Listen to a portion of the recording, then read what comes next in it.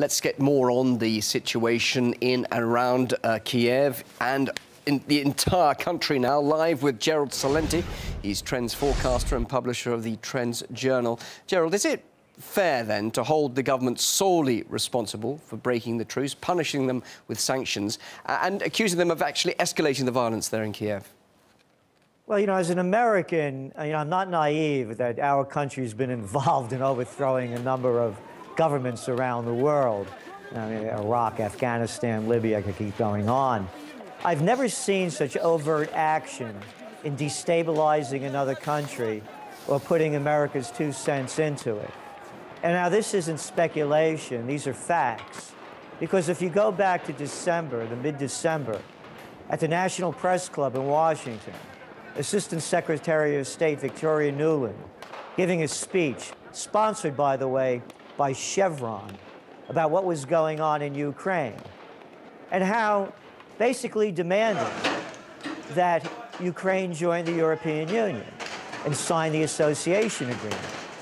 These are efforts by the United States, the Europeans, European powers, to incorporate all of Eastern Europe and to isolate Russia. So when I say this isn't speculation. Anybody could go online and listen to her words.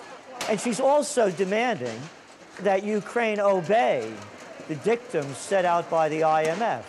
And to use her words, there is, quote, no other path. So we're seeing Americans going to Ukraine and putting themselves in the center of this. It's like I've never seen before. I would like to read you a quote by Senator John McCain, who was in Ukraine in mid-December. So we put this all into perspective. This has nothing to do about democracy, as they keep talking about. This is only business. And he makes it very clear here.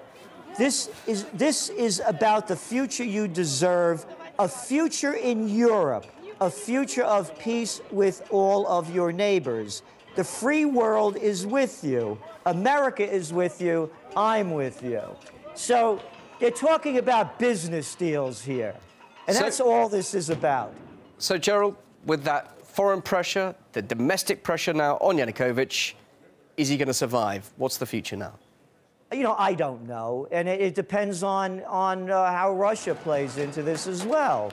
And if we heard Obama saying that he can't cross the line and put the people down more. Is Putin going to say hold the line? So I don't know, but I think it's very important to put this all into perspective. The United States, according to Ms. Nuland, has spent $5 billion in Ukraine over the past few years.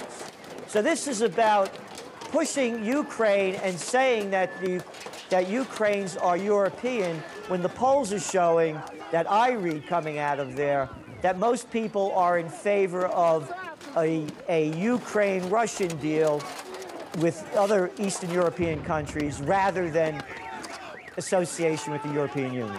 Жералд, thank you very much for your thoughts. Жералд Селенте, live here on RT International.